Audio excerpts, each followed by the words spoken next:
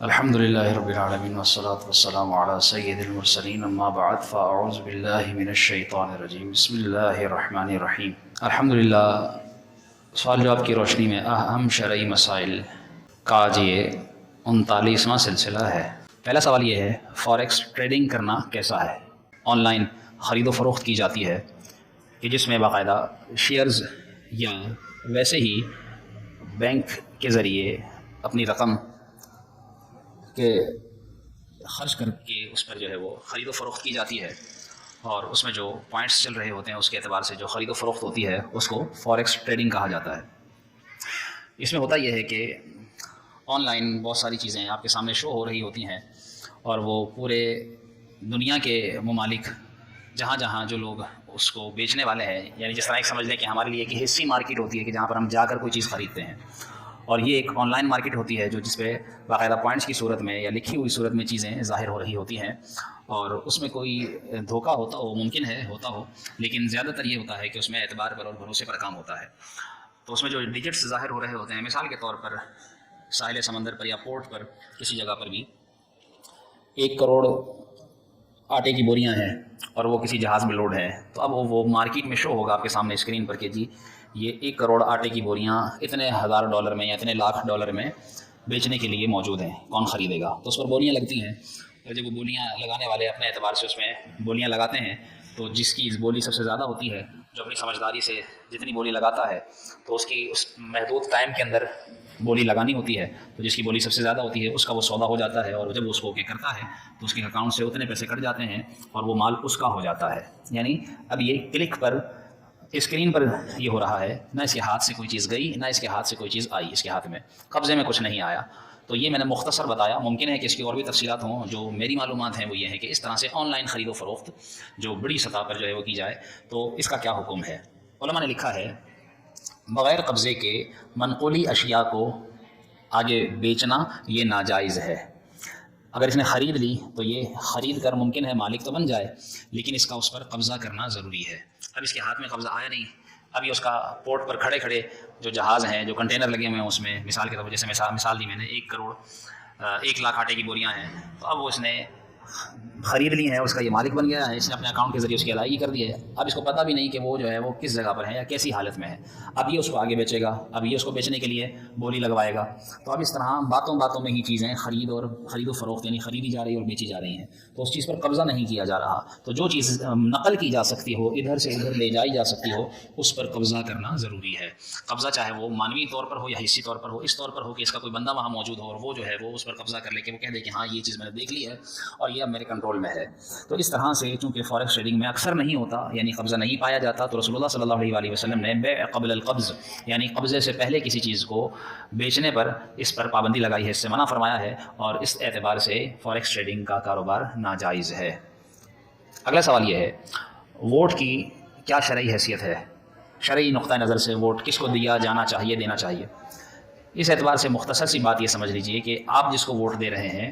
وہ شخص آپ کو معلوم ہے کہ واقعی دیانتدار ہے، وہ فاسق نہیں ہے، یعنی شرعی احکام پر عمل کرتا ہے، نمازی آدمی ہے، اور آپ کو یہ بھی معلوم ہے کہ اگر میرے ووٹ کے ذریعے، لوگوں کے ووٹ کے ذریعے اگر یہ کرسی پر آ بھی گیا تو کسی کا حق نہیں دبائے گا، ناجائز کام نہیں کرے گا، پیسہ نہیں کھائے گا، بلکہ جو کام اس کے اوپر عائد ہوتے ہیں وہ یہ کام کرے گا۔ تو اس اعتبار سے پھر ایسے شخص کو یہ ووٹ دے سکتا ہے، لیکن اگر اس کو معلوم ہے جس کو میں ووٹ دے رہا ہوں وہ ہے ہی فاسق و فاجر، پہلے بھی پیسہ کھاتا رہا ہے، لوگوں کو درمیان اس کو معلوم ہے، مشہور ہے کہ یہ شخص جو ہے وہ صحیح آدمی نہیں ہے، تو پھر ایسے شخص کو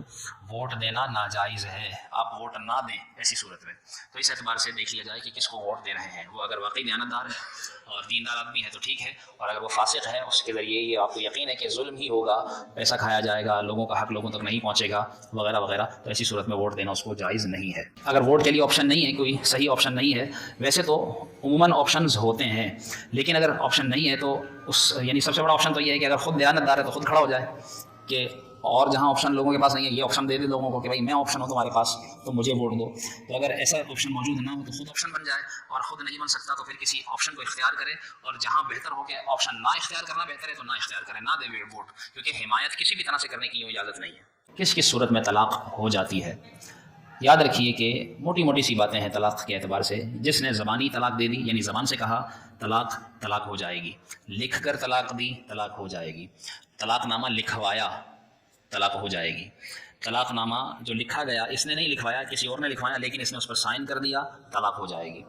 اگر اس نے کسی سے طلاق نامہ اس نے بھی نہیں لکھوایا سائن بھی نہیں کیا لیکن کسی نے اس کو طلاق نامہ لا کر لکھ کروا کر دیا اور اس نے وہ رکھ لیا تب بھی اس کے اس طرح رکھ لینے سے طلاق ہو جائے گی. کوئی عورت امید سے ہے تو حاملہ عورت کو بھی یاد رکھیے طلاق ہو جاتی ہے. لوگوں میں مشہور ہے کہ حاملہ عورت کو طلاق نہیں ہوتی, ایسا کچھ نہیں, حاملہ عورت کو بھی طلاق ہو جاتی ہے. ایسے ہی کوئی مجبوری میں کسی کو جو ہے وہ دباؤ ڈالا جائے کہ تم طلاق دو اور وہ طلاق دے دے تب بھی طلاق ہو جائے گی. ایسی صورت میں کوئی یہ نہ سمجھے کہ مجبور کیا گیا تھا اس کو دباؤ ڈالا گیا تھا تو طلاق نہیں ہوگی, ایسا نہیں, بلکہ طلاق ہو جائے گی. غصے میں طلاق دے یا نارمل حالت میں طلاق دے یا مذاق میں طلاق دے تب بھی طلاق ہو جائے گی. اور حتیٰ کہ جھوٹی خبر کے طور پر بھی اگر طلاق دے گا تب بھی طلاق ہو جائے گی. یعنی جھوٹ بولے گا کہ میں نے تمہیں طلاق دی اور وہی سمجھ رہا ہے کہ میں طلاق نہیں دے رہا تب بھی طلاق ہو جائے گی. تو اس اعتبار سے یہ چھوٹی چھوٹی باتیں طلاق کے اعتبار سے یاد رکھی جائیں اور لوگوں کو پہنچائی جائیں. ایک اور سوال یہ کیا گیا, بہت سے لوگ اس طرح سے کاروبار کر رہے ہوتے ہیں مارکیٹ میں, مثال کے طور پر موبائل کے پاؤچس ہیں تو وہ ان کی تصاویر سوشل میڈیا پر یا ویسے کسی نہ کسی اپنی ویب سائٹ پر لگائی ہوئی ہوتی ہیں تو دوسرے کاروبار کرنے والے لوگ یا کوئی بھی شخص جو ہے وہ ایک تیسرا بندہ وہی کہتا ہے کہ میں آپ کی جو ویب سائٹ یا آپ کی دکان کی یہ جو تصاویر ہیں چیزوں کی یہ تصویریں میں آگے شیئر کرتا ہوں اپنے اکاؤنٹ کے ذریعے اور پھر اس پر جو گاہک آئیں گے تو ان کو جو ہے وہ چیز میں بیچ دوں گا آپ کی اپنا منافع لگا کر. مثال کے طور پر آپ اپنی چیز 100 روپے کی بیچ رہے ہیں تو میں آگے یہ چیز اگر بیچتا ہوں تو 110 روپے کی چیز بیچوں گا اور جب وہ بندہ مجھ سے اوکے کر دے گا مجھے پیسے بھیج دے گا تو میں آپ کے 100 روپے آپ کو بھیج دوں گا, 10 روپے میں رکھ لوں گا اور آپ جو ہے وہ چیز اس تک پہنچا دیں گے یا اس تک پہنچانے کا جو خرچہ ہوگا میں آپ کو دوں گا یا وہ بندہ جو خریدے گا وہ آپ سے خود لے کر جائے گا. کسی بھی طرح سے اس طرح یعنی بیچ میں پڑ کر گویا ایجنٹ بن کر اور منافع رکھ کر اور چیز آگے بیچ دینا یہ کیسا ہے. یاد رکھیے کہ اس طرح سے بھی منافع لینا یہ ناجائز ہے کیونکہ چیز اس کی ہے, اسی کے پاس ہے, اسی نے تصویر لگائی ہوئی ہے, آپ صرف آگے بیچ رہے ہیں اور منافع رکھ کر وہ چیز جو ہے وہ آگے دے دیتے ہیں اور منافع رکھ لیتے ہیں. اور جس نے اصل جو ہے وہ پیسہ لگا رکھا ہے, جس نے انویسٹمنٹ کر رکھی ہے اور وہ جو ہے وہ اس چیز کے اوپر گویا کہ اصل کاروبار رکھنے کا حق ہی وہی رکھتا ہے تو یہ بیچ میں نہ کچھ چیز کا یعنی کہ گویا کہ کچھ نہیں گیا, صرف اس نے گویا ایک سروس فراہم کی اور اس کو جو منافع کما رہا ہے تو یہ بھی چونکہ اس میں بھی قبضہ نہیں کیا جا رہا, دراصل صرف تصویریں دکھا دکھا کر جو ہے وہ کام کیا جا رہا ہے. ایسی صورت میں اس کا اس طرح سے کاروبار کرنا بھی ناجائز ہے کہ یہ منافع اس طرح سے بلا وجہ یعنی بغیر قبضے کے بغیر ملکیت کے یہ اس سے خرید بھی نہیں رہا اور اس پر قبضہ بھی نہیں کر رہا تو بغیر ملکیت کے آگے کیسے بیچ رہا ہے. یا تو یہ ہو کہ یہ اس سے خرید لے, پہلے اس سے خرید لے کہ بھائی یہ تم نے جو چیز لگا رکھی میں نے تم سے 100 روپے میں خریدی, اس کو اپنے پاس سے ادائیگی کر دے, اب یہ اس کی ہو گئی ظاہر ہے. اب چونکہ صرف اس نے چونکہ خرید لے مالک ہو گیا, اب یہ اٹھا لے یا کسی اور سے اٹھوا لے تو اب ایسی صورت میں آگے کسی اور کو بیچ کر پھر یہ اسی سے ذریعے اٹھوا دیتا ہے تو ایسی صورت میں تو درست ہوگا. لیکن بغیر خریدے بغیر مالک بنے بغیر قبضہ کیے اور ایسے ہی جو ہے وہ تصویر کو بیچ کر اور اس پر منافع لینے کی کوشش کرنا یہ طریقہ ناجائز ہے. ایک اور سوال یہ کیا گیا, عقیقہ کے متعلق تفصیل بیان کی جائے کہ عقیقہ کسے کہتے ہیں, اس کا حکم شرعی کیا ہے, یہ کب تک ہو سکتا ہے اور لڑکے اور لڑکی کے لیے کون سا جانور کرنا چاہیے اور اس کا گوشت کون کون کھا سکتا ہے وغیرہ وغیرہ. اس کا جواب یہ ہے, عقیقہ چونکہ بچے کی پیدائش کے شکرانے کے طور پر کیا جاتا ہے, جانور کو ذبح کرنا خون بہانا یہ عقیقہ کہلاتا ہے اور یہ بچے کے پیدائش کے 7ویں روز سنت ہے.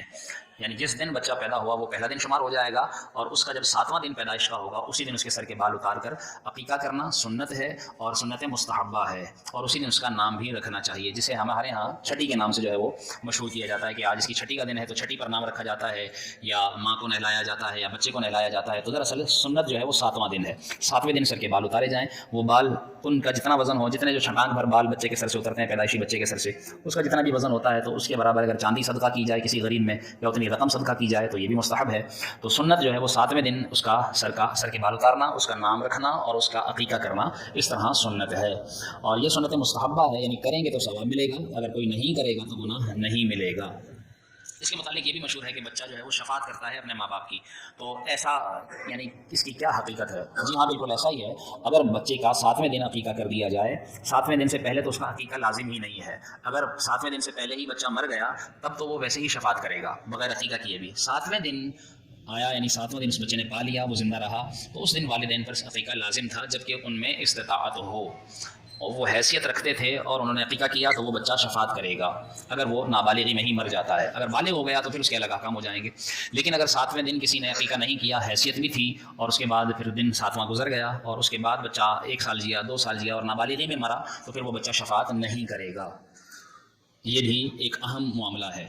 بہت سے لوگ ایسے ہوتے ہیں کہ جو حیثیت رکھتے ہوئے بھی عقیقہ بچے کا نہیں کرتے۔ ہمیں سے کتنے ایسے ہوں گے جن کا عقیقہ ان کے والدین نے نہیں کیا ہوگا؟ تو یہ چونکہ ایک فرض حکم نہیں ہے، یہ ایک مستحب عمل ہے، سنت مستحبہ ہے، کریں تو اچھی بات، نہیں کیا تو کوئی گناہ نہیں ہے، لیکن کرنا چاہیے اگر حیثیت ہے۔ اور اگر حیثیت ہی نہیں ہے، استطاعت ہی نہیں ہے، تو ایسی صورت میں تو پھر ظاہر ہے کہ اس کے لیے سنت بھی نہ رہا۔ سنت اسی کے لیے ہے کہ جو حیثیت رکھتا ہو۔ اور جس نے 7ویں دن عقیقہ کرنا تھا، حیثیت نہیں تھی، اور پھر اس کے بعد پاس جب بھی حیثیت بنے تو بچے کے نابالغی کے زمانے میں کر دے، تب بھی اس کے لیے یہ فضیلت ہے۔ لیکن اگر بچہ بالغ ہو گیا اور اس کے بعد استطاعت آئی تو بچے کے بالغ ہونے کے بعد بھی اس کا عقیقہ اس کے مرنے سے پہلے کیا جا سکتا ہے، لیکن ایسی صورت میں عقیقہ کرنے کا ثواب ملے گا، لیکن سنت کا وہ جو ثواب 7ویں دن ہے وہ ثواب نہیں ملے گا، اور وہ شفاعت والی جو حدیث ہے وہ اس کے لیے نہیں ہوگی۔ لڑکے کی طرف سے 2 بکرے اور لڑکی کی جانب سے 1 بکری، یہ عقیقے کے لیے سنت ہے۔ یعنی اگر کسی کے یہاں بیٹا پیدا ہوا تو وہ 2 بکرے، جس طرح قربانی میں 1 بکرا 2 دانت والا جو اس کی قربانی کی شرائط ہیں، اسی طرح وہ عقیقے میں لڑکے کی طرف سے 2 بکرے ذبح کرے اور لڑکی کی طرف سے 1 بکری۔ لیکن اگر کسی نے لڑکی کی طرف سے بکرا ذبح کر دیا یا 2 بکرے ذبح کر دیے، یا لڑکے کی طرف سے 1 بکری یا 2 بکریاں ذبح کروا دی، تب بھی جائز ہے۔ ہر صورت کا اختیار ہے۔ سمپل خلاصہ یہ کہ بچے کی طرف سے اس نے 1 جانور کا خون بہانا ہے۔ یوں ہی اگر قربانی کے اندر وہ بچے کے عقیقے کا حصہ شامل کرنا چاہتا ہے، تو جس طرح ایک بڑے جانور میں 7 حصے ہوتے ہیں، تو وہ اس طرح مثال کے طور پر گھر میں 3 افراد پر قربانی واجب ہے اور گھر میں 4 بچے ہیں، تو 4 بچوں کے 4 حصوں کے عقیقے کر دے اور 3 افراد کی طرف سے قربانی ادا کر دی جائے، تو یوں بھی قربانی کے جانور میں عقیقوں کا حصہ شامل کیا جا سکتا ہے۔ قربانی کا گوشت جس طرح جو کھا سکتا ہے، ایسے ہی عقیقے کا گوشت بھی اسی طرح استعمال کیا جا سکتا، بانٹا جا سکتا ہے۔ یعنی اس میں بھی کوئی قید نہیں ہے کہ ماں باپ نہیں کھا سکتے، نانا نانی یا دادا دادی نہیں کھا سکتے، ایسا کچھ نہیں ہے۔ سبھی کے سبھی اس کے عقیقے کے جانور کے گوشت کو کھا سکتے ہیں، ماں باپ بھی کھا سکتے ہیں، بچہ بھی کھا سکتا ہے، اس کے دادا دادی نانا نانی بھی کھا سکتے ہیں۔ چاہیں تو سارے کا سارا غریبوں میں بانٹ دیں، چاہے تو سارا کا سارا گھر میں رکھ لیں، چاہیں تو 3 حصے کر کے 1 اپنے رشتہ داروں میں بانٹیں، 1 اپنے گھر میں رکھیں، 1 غریبوں کو کھلائیں۔ ہر صورت کا اختیار ہے۔ جانور ذبح ہو گیا، عقیقہ ہو گیا، اب اس کے بعد آپ کی مرضی ہے، گوشت کو جو مرضی کریں۔ اس کے علاوہ ایک اور سوال یہ کیا گیا، ٹچ اسکرین پر موبائل پر قرآن کریم کو چھونا کیسا، یا کی بورڈ کے ذریعے آیات قرآنیہ لکھنا کیسا؟ یاد رکھیے، چونکہ حصی طور پر قرآن کی آیت کو اپنے ہاتھ سے نہیں چھو رہا، اس لیے اس کو بغیر وضو کے ٹچ اسکرین پر قرآن کو چھونا جائز ہے۔ ایسے ہی کی بورڈ کے ذریعے آیات قرآنیہ اگر وہ بغیر وضو کے لکھ رہا ہے تو بھی جائز ہے۔ ہاں، اگر چھو رہا ہے، جیسے پین سے کاپی پر لکھ رہا ہے، تو بغیر وضو کے لکھنا ناجائز ہے۔ قرآن کریم کو بغیر وضو کے چھونا منع ہے، وضو کے ساتھ چھونے کا حکم ہے۔ تو بغیر سحری کے روزہ رکھنا کیسا؟ بغیر سحری کے روزہ رکھنا خلاف سنت ہے۔ یعنی سنت یہ ہے کہ سحری کرے پھر روزہ رکھے، لیکن اگر کسی نے بغیر سحری کے روزہ رکھ بھی لیا تو بھی اس کا روزہ ہو جائے گا، چاہے نفلی روزہ ہو یا فرض روزہ ہو۔ سحری چونکہ روزے کے لیے سنت ہے، فرض نہیں ہے، بغیر سحری کے بھی اگر کسی نے روزہ رکھ لیا تو اس کا روزہ ہو جائے گا۔ ایسے ہی مثال کے طور پر اگر کوئی بالکل اذان کے وقت اٹھا، یعنی سحری کا وقت ختم ہو رہا تھا یا ہو چکا تھا، اور اس نے چاہا کہ میں روزہ رکھوں، تو چونکہ یہ جب بھی اس کی آنکھ کھلے اور آدھا دن ہونے سے پہلے مثال کے طور پر سورج بالکل سر پر آ رہا ہے 12 بجے، تو 11:59 تک بھی اگر اس کی آنکھ کھلی اور اس نے کچھ کھایا پیا نہیں، تو اس وقت بھی یہ روزے کی نیت کرے گا تو اس کا روزہ ہو جائے گا۔ یہ نہیں ہے کہ فجر کے بعد آنکھ کھلی یا سحری کا وقت ختم ہونے کے بعد آنکھ کھلی تو اب تو وقت ہی ختم ہو گیا تو میں روزہ کیسے رکھوں، ایسا نہیں، بلکہ جب بھی اس کی آنکھ کھلے آدھا دن گزرنے سے پہلے اگر یہ ذہوہ کبریٰ سے پہلے روزے کی نیت کر لے گا تو اس کا روزہ رکھنا صحیح ہوگا۔ اسے بس شرط یہ ہے کہ اس نے اس وقت سے پہلے کچھ کھایا پیا نہ ہو، بس یہ شرط ہے، نیت کرنے سے اس کا روزہ ادا ہو جائے گا۔ لیکن اگر آدھا دن گزر گیا تو اب یہ نیت روزے کی نہیں کر سکتا۔ ایک اور سوال یہ کیا گیا، نیٹ ورک مارکیٹنگ کرنا کیسا؟ کہ بسا اوقات ملٹی نیشنل کمپنیز ہوتی ہیں اور ان کے ذریعے مختلف طریقوں سے لوگوں کو خرید و فروخت کی طرف لایا جاتا ہے، لانے کی کوشش کی جاتی ہے۔ اس میں کہا جاتا ہے کہ ہماری یہ چیز خریدو تو ممبر بن جاؤ گے، پھر آپ آگے ممبر بناؤ گے تو پھر اس طرح آپ اور وہ آگے ممبر بنائیں گے، تو جس طرح ممبر بڑھتے جائیں گے ایک درخت بنتا جائے گا، اور اس نے 2 بنائے، پھر اس نے 2 بنائے، پھر اس نے 2 بنائے، یوں 2 سے 4، 4 سے 8، تو یوں بڑھتے چلے جائیں گے، تو سب جو خریدتے جائیں گے آگے اس چیز کو، اس میں سے منافع کا ایک پرسنٹیج سب کو ملتا جائے گا۔ تو جو سب سے پہلے ہوگا، ظاہر سی بات اس کے نیچے جتنے افراد ہوں گے، جتنے خریدتے جائیں گے، سب کو اس کا منافع تقسیم ہوتا جائے گا اور اس کو بیٹھے بٹھائے منافع ملتا رہے گا۔ ایک یہ صورت ہوتی ہے۔ بس اوقات یہ صورت ہوتی ہے کہ آپ کو ممبرشپ لینی ہوتی ہے، آپ کو ممبر نہیں بنانے، کچھ بھی نہیں کرنا، اور صرف آپ ان کا ممبر بننے کے لیے آپ نے کچھ پیسے ان کو دینے ہیں، اور وہ بھی وہ اس طور پر لیتے ہیں کہ تاکہ یہ واضح ہو، یہ ظاہر کیا جا سکے کہ آپ ہماری کمپنی کے ساتھ جڑے ہیں، اس لیے یعنی یہ گویا کہ اس کو سبز باغ دکھایا جاتا ہے، بعد میں اس کے اس پیسوں پر قبضہ بھی کر لیا جاتا ہے، یعنی اس کے پیسے کھا لیے جاتے ہیں، اس کو پتہ بھی نہیں چلتا، یا اس کو جو ہے وہ منافع تھوڑا بہت دیا جاتا ہے اور وہی خوش ہو جاتا ہے کہ مجھے جو ہے بغیر انویسٹمنٹ کے منافع مل رہا ہے۔ الغرض نیٹ ورک مارکیٹ مارکیٹنگ یعنی انٹرنیٹ کے ذریعے کوئی بھی کسی بھی قسم کی مارکیٹنگ کر کے یا کسی بھی چیز کو بیچ کر اور اس طریقے سے اس کا حصہ بننا، اس مارکیٹنگ کا ذریعہ بننا کہ جس کے ذریعے یہ شرط ہو کسی بھی قسم کی کہ آپ نے آگے 10 لوگوں کو بتانا ہے، 2 لوگوں کو بتانا ہے، 1 کو بتانا ہے، یا آپ نے روزانہ جو ہے وہ اپنا اکاؤنٹ کھول کر اس کو لاگ ان کر کے اس میں یہ چیزوں پر کلک کرنا ہے، یا آپ نے ان چیزوں کو آگے شیئر کرنا ہے۔ تو اس طرح کی جتنی بھی نیٹ ورک کی مارکیٹنگ ہے یا اس طرح کے ایڈز دیکھنے ہیں اور ایڈز دیکھ کر ان کا اسکرین شاٹ لے کر وہ ہمیں آگے بھیجنا ہے، تو یہ جس طرح کے طریقے ہیں یہ تمام طریقے علماء نے ناجائز لکھے ہیں۔ تو اس میں بہتر صورت یہی ہے، یاد رکھیے گا کہ اس میں تمام تر نیٹ ورک مارکیٹنگ کو میں حرام نہیں کہہ رہا، یہ یعنی لیکن اکثر یعنی 90% جو ہے وہ نیٹ ورک مارکیٹنگ والے کاروبار یہ ناجائز ہوتے ہیں۔ بہت کم ایسی صورت ہوتی ہے کہ جن کو ہر اعتبار سے جانچنے کے بعد علماء اس کے جواز کا فتویٰ دیتے ہیں، لیکن اس میں بھی بہت سارے مبہمات یعنی ایسی چھپی ہوئی باتیں ہوتی ہیں کہ جن کی وجہ سے کہیں نہ کہیں وہ کام ناجائز ہو رہا ہوتا ہے، کہیں نہ کہیں رشوت پائی جا رہی ہوتی ہے، کہیں نہ کہیں کوئی شرط فاسد پائی جا رہی ہوتی ہے، کہیں نہ کہیں اضرار یعنی کسی کو مجبور کرنا پایا جا رہا ہوتا ہے، وغیرہ وغیرہ، کہیں کہیں قمار یعنی جوا کی صورت بھی بن رہی ہوتی ہے۔ تو اس لیے بہتر یہی ہے کہ ہر چیز کو پہلے سمجھا جائے، سمجھ کر پھر اس کو علماء سے پوچھ کر پھر جو ہے وہ اس کام کو جب بتایا جائے کہ جائز ہے تو کریں، ورنہ بچنا ہی بہتر ہے۔ سوال یہ ہے کہ امام قاعدہ اخیرہ میں ہو اور مقتدی آیا اور اس نے اللہ اکبر کہا لیکن ابھی مقتدی بیٹھا نہیں، بس اس نے مقتدی نے اللہ اکبر کہا تھا اور اس نے اس کی اقتداء کی نیت کر لی تھی لیکن بیٹھا نہیں تھا، اس کے بیٹھنے سے پہلے ہی امام نے سلام پھیر دیا، تو کیا ایسی صورت میں اس کی اقتداء درست ہو جائے گی؟ اس نے جماعت پا لی یا نہیں؟ اس کا جواب یہ ہے کہ چونکہ وہ اللہ اکبر کہہ کر نیت کر کے ہی شامل ہوا، ظاہر سی بات امام کی اقتداء میں آیا، تو اب اس کے ساتھ باقاعدہ بیٹھ کر اس رکن میں شرکت نہ بھی کرے، لیکن چونکہ اللہ اکبر کہہ کر وہ اس کا مقتدی بن گیا، اس وجہ سے اس کو جماعت پانے کا حکم ہے، یعنی جماعت اس نے پا لی۔ اب وہ نہ بھی بیٹھ پایا یا بیٹھ ہی رہا تھا کہ امام نے سلام پھیر دیا، تو پھر وہیں کہ وہیں وہ کھڑا ہو کر اپنی رکعتیں پوری کرنا شروع کر دے۔ نماز کے جو ارکان ہیں ان کو اس طریقے سے ادا کرنا چاہیے جس طرح ادا کرنے کا علماء نے کتابوں میں لکھا ہے یا رسول اللہ صلی اللہ علیہ وسلم سے منقول ہے۔ جیسے خاص طور پر یہ معاملہ رکوع میں لوگ جو ہے وہ رکوع کرتے ہیں تو رکوع کے وقت ان کے ہاتھ یوں سیدھے نہیں ہوتے، ہاتھ میں بل نہیں ہونا چاہیے، یہ بالکل سیدھا ہونا چاہیے۔ اگر کوئی یوں موڑ کر کرتا ہے تو یہ چونکہ رکوع کی علماء نے کم سے کم حد یہ لکھی ہے کہ اس کے ہاتھ گھٹنوں تک پہنچ جائیں، کم سے کم رکوع کی حد یہ ہے، ہاتھ بھی گھٹنوں تک نہیں گئے تو رکوع ہوگا ہی نہیں، کم سے کم ہاتھ گھٹنوں تک جائیں۔ اب جانے کے بعد وہ گھٹنوں کو پکڑ کر پھر جو ہے کمر کو سیدھا کرے اور مکمل کمر کو سیدھا رکھ کر ہاتھوں کا بل ختم کرے، تو یہ مکمل رکوع کی حد ہے۔ لیکن اب اس بیچ اگر کوئی اس کو یوں موڑ دیتا ہے یا ہاتھ یوں رکھتا ہے یا یوں رکھتا ہے تو اب یہ ساری صورتیں خلاف سنت ہیں۔ رکوع چونکہ کم سے کم حد یہ تھی، ہاتھ پہنچ گیا تو رکوع تو ادا ہو جائے گا، تو جب رکوع ادا ہو گیا تو اب یہ جو باقی جو سارے طریقے ہیں یہ خلاف سنت ہیں۔ تو اس لیے صحیح طریقہ یہ ہے کہ ہاتھ میں بل بھی نہ ہو، کمر بھی سیدھی ہو اور نظریں پاؤں کے دونوں پاؤں کے درمیان ہو، اور پھر وہ تسبیح پڑھے اور اس طرح سر جو ہے وہ کمر کی سیدھ میں ہو، نہ بالکل یوں جھکا ہوا ہو نہ بالکل یوں سامنے دیکھ رہا ہو، بلکہ کمر کی سیدھ میں رکھے اور آنکھوں کو دونوں پاؤں کے درمیان رکھے، تو یہ رکوع کا مستحب طریقہ ہے۔ اس کے برعکس کوئی رکوع کرتا ہے تو اس کا رکوع تو ادا ہو جائے گا لیکن سنت کا اس کو ثواب نہیں ملے گا۔ ایسے ہی سجدے بھی ہوتا ہے، لوگ سجدے میں خاص طور جماعت کے دوران